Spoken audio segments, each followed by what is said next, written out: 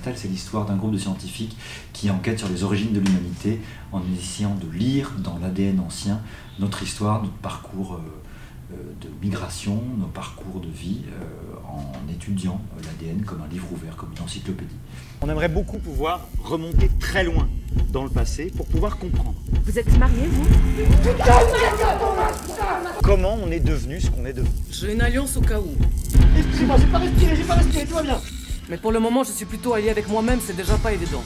Néandertal, c'est un travail qui a été écrit à partir d'un texte qui s'appelle Néandertal à la recherche des génomes perdus, du prix Nobel de médecine 2022 qui s'appelle Svante Pääbo. Ça a été publié aux éditions Les Liens qui libèrent et on a adapté des parties de ce livre pour en faire le spectacle. Et c'est un travail qui a été fait avec vraiment beaucoup de collaboration.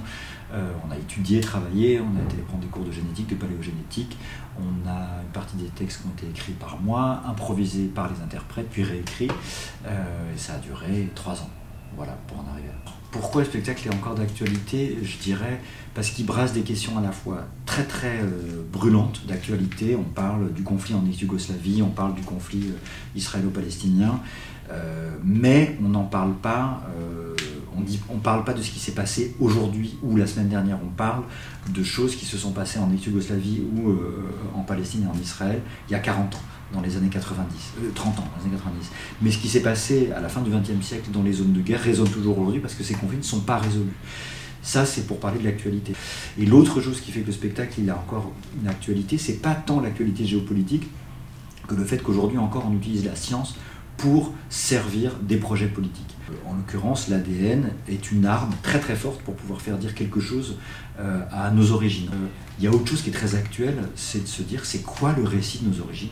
D'où on vient, en fait, comment au XXIe siècle on raconte la façon dont Homo sapiens est apparu sur Terre.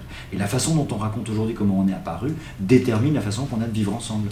Parce qu'on peut le raconter d'un point de vue scientifique, croyant, pas croyant, et ça c'est très brûlant quoi, comme question. Évidemment, nous dans le spectacle, on ne le résout pas, on n'est pas là pour donner des leçons à qui que ce soit, mais juste pour ouvrir la question, les questions.